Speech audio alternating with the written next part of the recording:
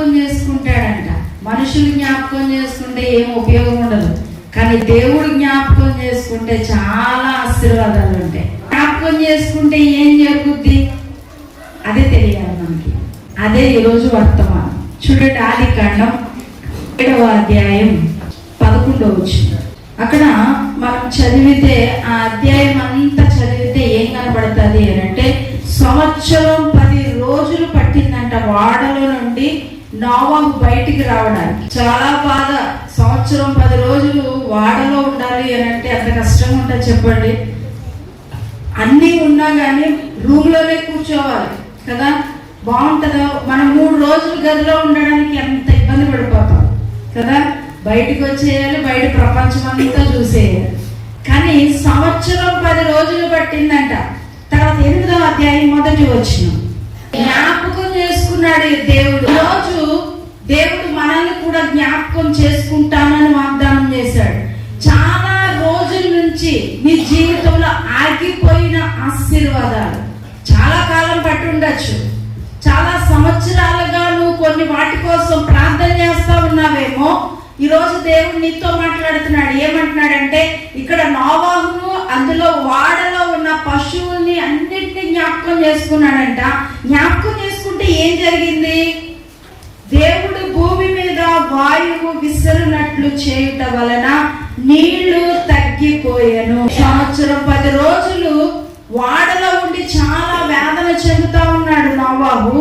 ఎప్పుడైతే దేవుడు నోవాహుని జ్ఞాపకం చేసుకున్నాడో వెంటనే భూమి మీద ఉన్న నీళ్ళన్నీ ఏమైపోయినాయంట? ఆరిపోయినాయి. ఏం చేస్తే ఆరిపోయినాయి? అక్కడ రాయబడ్డది, దేవుడు భూమి మీద వాయువు విసిరినట్లు, గాలి విసిరినట్లు చేశాడు. అటు ఇటు గాలి విసురుతా ఉంటే భూమి ఏమైపోయింది? ఆరింది. ఈరోజు చాలా సంవత్సరాలుగా లేకపోతే చాలా దినాలుగా కొన్ని విషయాల కోసం నువ్వు దేవుని సన్నిధిలో ప్రార్థన చేస్తా ఉన్నావేమో. ఈరోజు దేవుడు అంటున్నాడు, నేను వాయువును విసరినట్లు చేస్తాను, నీ జీవితంలో అద్భుతం చేస్తాను, ఏదైతే అడ్డుగా ఉందో దాన్ని తొలగిస్తాను. దేవుడు కనుక మనల్ని జ్ఞాపకం చేసుకుంటే మనకి అన్ని ప్రొవైడ్ చేస్తాడు. ఆయన ఏది కావాలో నీకు, ఏది అవసరతగా ఉందో ఆ అవసరతను దేవుడు నీకు ఇస్తానని ఈ సంవత్సరం వాగ్దానం చేస్తాడు. 2025లో నీకు రావాల్సింది ఏదైనా ఉందేమో, ఆగిపోయిందేమో, నువ్వు చేసిన ప్రార్థనకి జవాబు రాలేదేమో. ఈ 2026 జనవరిలోనే దేవుడు మాట్లాడుతున్నాడు నీతో. ఆగిపోయిన అన్ని ఏం చేస్తాడంటే ఆయన జ్ఞాపకం చేసుకొని నీకు ఇస్తాడు. రెండవది, ఆదికాండం 30వ అధ్యాయం 22-23 వచనాలు. దేవుడు జ్ఞాపకం చేసుకుంటే ఏమవుతాది అని అంటే, లాస్ట్ ఇయర్ అంతా నువ్వు అవమానింపబడ్డావేమో, నిందింపబడ్డావేమో, చాలా చెయ్యని నేరానికి, చెయ్యని తప్పు నీ మీద మోపారేమో, నీకు అవమానకరంగా తృణీకరింపబడ్డావేమో. కానీ దేవుడు ఈ రోజు అంటున్నాడు, నీ నింద నేను తొలగిస్తాను. నేను మనల్ని జ్ఞాపకం చేసుకుని ఏం చేస్తాడంట?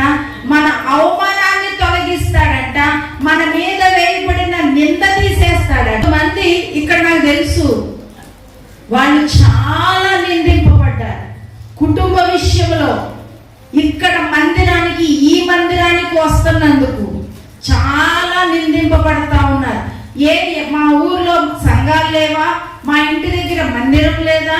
నువ్వు రాచూరే వెళ్ళాలా అని చాలా మంది నిందించిన వాళ్ళు ఉన్నారు. ఇక్కడ ఎవరైతే నిందిస్తున్నారో, దేవుని పేరు చెప్పి నువ్వు ప్రార్థనకి వెళ్తున్నందుకు, లేకపోతే నువ్వు దేవుని ఆరాధిస్తున్నందుకో, యేసు ప్రభు నమ్ముకున్నందుకో నిన్ను అవమానపరిచిన, నిన్ను నిందించిన వాళ్ళు ఉన్నారేమో.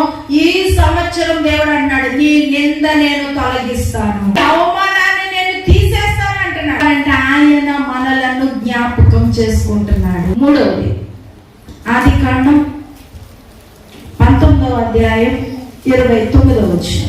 ఇక్కడ కూడా దేవుడు మనల్ని జ్ఞాపకం చేసుకుంటున్నాడంట.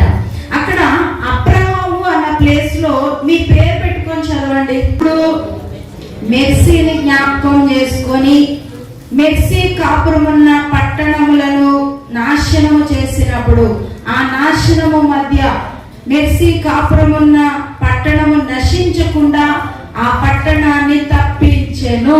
అంత బాగుందో కదా. లోతు అబ్రహాం అంటే బాలేదు, మెర్సీ గిద్యోను అంటే బాగుంది. ఈరోజు దేవుడు అబ్రహాంని జ్ఞాపకం చేసుకున్నాడు. ఇక్కడ అంటున్నాడు, నేను ఈ సంవత్సరం మిమ్మల్ని జ్ఞాపకం చేసుకుంటున్నాను. నేను మిమ్మల్ని జ్ఞాపకం చేసుకుని ఏం చేస్తాను తెలుసా? మీ కుటుంబంలో ఎవరికైతే రక్షణ లేదో, ఎవరైతే నాశనానికి రెడీగా ఉన్నారో, రక్షణ లేకుండా పీడిప అపవాది హస్తాల్లో ఉన్నారో, వారందరినీ మిమ్మల్ని బట్టి, మిమ్మల్ని జ్ఞాపకం చేసుకోవడాన్ని బట్టి వారిని రక్షిస్తాను. ఈ సంవత్సరం మన కుటుంబాల్లో రక్షణ కార్యాలు జరగబోతున్నాయి.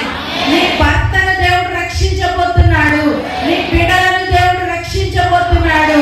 మన భక్తి కాదు, మన మంచితనాన్ని చూసి కాదు, మన మీద దేవుడు జాలిపడి ఆయన కృప ద్వారా మనల్ని జ్ఞాపకం చేసుకుంటున్నాడు. కాబట్టి అబ్రహాముని జ్ఞాపకం చేసుకున్నాడంట. అబ్రహాముని జ్ఞాపకం చేసుకుని ఏం చేశాడంటే, లోతుని నాశనం చేయకుండా తప్పించాడు. రోజు నీ కుటుంబంలో నీ ఒక్కడగా రక్షణ పొందావేమో, లేకపోతే ఈ కుటుంబంలో నువ్వు ఒక్కదానివే రక్షణ పొందావేమో, నీ గ్రామంలో నువ్వు ఒక్కదానివే రక్షణ పొందావేమో. ఈరోజు దేవుడు ఒక శుభవార్త చెప్తున్నాడు. ఈ సంవత్సరం నిన్ను బట్టి నీ కుటుంబాన్ని రక్షిస్తాడు, బట్టి నీ భర్తను రక్షిస్తాడు, నిన్ను బట్టి నీ పిల్లల్ని రక్షిస్తాడు. ఆయన నిన్ను బట్టి నీ గ్రామాన్ని రక్షించబోతున్నాడు. దేవుడు ఈ సంవత్సరం మనకి విడుదల ఇవ్వబోతున్నాడు. మన కుటుంబాలకు విడుదల, అపవాది హస్తాల్లో ఉన్న బిడ్డలందరికీ విడుదల కలగబోతుంది. ఈరోజు మామూలు విషయం కాదండి. దేవుడు ఒక మాట చెప్పాడంటే అది ఖచ్చితంగా చేయాల్సిందే. ఎందుకు? ఆయన మాట ఇచ్చి నెరవేర్చే దేవుడు. మనం మర్చిపోతామేమో కానీ దేవుడు మాత్రం మర్చిపోడు. రాసి పెట్టుకోండి కావాలంటే, ఈ సంవత్సరం ఖచ్చితంగా రక్షణ కార్యాలు జరగబోతున్నాయి. కొత్త ఆత్మలు రాబోతున్నాయి మన మందిరంలోనికి. ఎవరిని బట్టి? బట్టి అని చెప్పండి. నన్ను బట్టి నా కుటుంబానికి రక్షణ, నన్ను బట్టి నా భర్తకి రక్షణ అని చెప్పండి. నాలుగోది, ఇది ఆదికాండం 40:14. యోసేపుని చెరసాలలో వేశారు. మీకు యోసేపు కథ అంతా తెలుసు.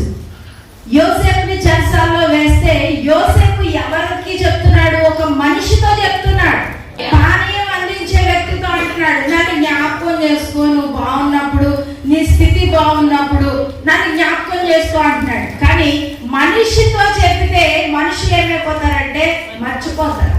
మర్చిపోయాడా లేదంతకి? మర్చిపోయాడు. బయటికి వెళ్ళాక హ్యాపీగా తిరుగుతా ఉన్నాడట. తిరుగుతా ఉంటే, మర్చిపోయి తిరుగుతా ఉంటే దేవుడు ఏం చేశాడంటే రాజుకే కలొచ్చేలా చేశాడు. చూడండి దేవుడు ఎంత మంచి దేవుడు. వీడు మర్చిపోయాడు కానీ దేవుడు మర్చిపోలేదు. అయ్యో పలానా ఓడికి చెప్పాడు కదా యోసేపు, జ్ఞాపకం చేసుకోమన్నాడు కదా, ఆడు మర్చిపోయి తిరుగుతున్నాడు, ఇప్పుడు ఎలాగా అని చెప్పి ఏం చేశాడు? రాజుకి కలొచ్చేలా చేశాడు. ఇప్పుడు జ్ఞాపకం వచ్చింది ఎవరికి? ఆ పానీయం అందించేవాడికి. అయ్యో యోసేపు నాకు చెప్పాడు కదా, ఇప్పుడు రాజుగారికి వచ్చిన కళ గురించి ఇప్పుడు ఎవరు గుర్తుకొచ్చాడు? ఇప్పుడు యోసేపు గుర్తొచ్చాడు. మనకు అప్పులు ఉంటే మనం ఏం చేస్తాం? ఇంకో వ్యక్తి దగ్గరికి వెళ్తాం అప్పు ఇంకా ఎక్కువ చేసుకోవడానికి, తగ్గించుకోవడానిక ఎక్కువ అవుతుంది అప్పు చేసుకుంటే. కానీ దేవుడు ఏమంటున్నాడో తెలుసా? ఈరోజు నీకు అప్పు ఉందా, నువ్వు వేరే వాళ్ళ దగ్గరికి కాదు, నేను జోక్యం చేసుకోబోతున్నాను, నిన్ను ఫైనాన్షియల్ గా బ్లెస్ చేయబోతున్నాను అంటున్నాడు. దేవుడు జ్ఞాపకం చేసుకుని ఏం చేశాడో తెలుసా? యోసేపు విషయంలో చాలా గొప్ప కార్యం చేశాడు. ఆ చెరసాల్లో ఉన్న వ్యక్తిని తీసుకెళ్లి ఉన్నతమైన స్థానంలో పెట్టేశాడు. చెరసాల్లో ఉంటే ఏమంటాం? ఖైదీ అంటాం. ఇప్పుడు ఎక్కడ కూర్చున్నాడు యోసేపు? సింహాసనం మీద కూర్చున్నాడు. ఇప్పుడు ఏమనాలి మనం? రాజుగారింది. ఈ రోజు నువ్వు అప్పుల్లో ఉన్నావా? దేవుడు నిన్ను ధనవంతులుగా చేయబోతున్నాడు, ఇచ్చే వ్యక్తిగా చేయబోతున్నాడు. యోసేపుని దేవుడు ఏం చేశాడు? ఇచ్చే వ్యక్తిగా చేశాడు. ఆ దేశం అంతా కూడా వచ్చి ఎవరి దగ్గరికి వచ్చారు? తినటానికి యోసేపు దగ్గరకు వచ్చారు. కానీ జైల్లో ఉన్నప్పుడు యోసేపుకి సరైన తింటాను తిందా? 2025లో నీ జీవితంలో ఆర్థికంగా చాలా కష్టపడ్డావు. ఎంత బాగలేదేమో, దేవుడు ఈ సంవత్సరం అంటున్నాడు, నేను నీ స్థితిని మార్చబోతున్నా. లాస్ట్ ఇయర్ లాగా ఈ ఇయర్ నీకు ఉండదు. నీకు ఉన్నతంగా దేవుడు పెట్టేసి పైన పెట్టి అనేక మందికి ఇవ్వడమే నీ పని, కట్ల. దేవుడు నిజంగానే మనల్ని ఈ సంవత్సరం ఫైనాన్షియల్ గా ఆశీర్వదించబోతున్నాడు. దేవుడు నాకు లాస్ట్ డిసెంబర్ లో నుండే దేవుడు మాట్లాడడం మొదలు పెట్టాడు. ఫైనాన్షియల్ గా నీ సంఘాన్ని నేను ఆశీర్వదించబోతున్నాను. ఖచ్చితంగా మీరు నమ్మండి, మిమ్మల్ని దేవుడు ఇచ్చేవారుగా చేస్తాడు. దేవుడు నన్ను ఇచ్చేవారుగా చేస్తాడు. మన సంఘములో ఆ అధికపరమైనటువంటి ఆశీర్వాదాన్ని మనం ఈ సంవత్సరం చూడబోతాం. మీరు సంఘానికి ఇవ్వాలని చాలా మంది అనుకుంటున్నారు, కానీ చేతులకి ఉంటే కదా ఇస్తారు, రావట్లేదు. అది ఈ సంవత్సరం రాబోతుంది. నేనేదో బూస్ట్ మాత్రం కాదు, మిమ్మల్ని ఏదో ఉద్రేకపరచాలని చెప్పే మాటలు మాత్రం కాదు. దేవుని సన్నిధిలో నేను పొందుకొని వచ్చి చెప్తున్న మాటలు. దేవుడు మనల్ని జ్ఞాపకం చేసుకుంటే ఏం జరుగుతుందో 4 చెప్పాను. ఆగిపోయి 10 నెలలు పట్టిందంట నోవాహుకి. దేవుడు జ్ఞాపకం చేసుకోగానే ఏమైపోయింది, భూమి ఆరిపోయింది. ఆగిపోయినటువంటి ఆలస్యం అవుతున్న ఆశీర్వాదాలు రాబోతున్నాయి. రెండవది, నింద అవమానం తొలగింపబడతాది. మూడవది, నిన్ను బట్టి నీ కుటుంబానికి రక్షణ, వారిని నాశనం నుండి దేవుడు తప్పించబోతున్నాడు. నాలుగవది,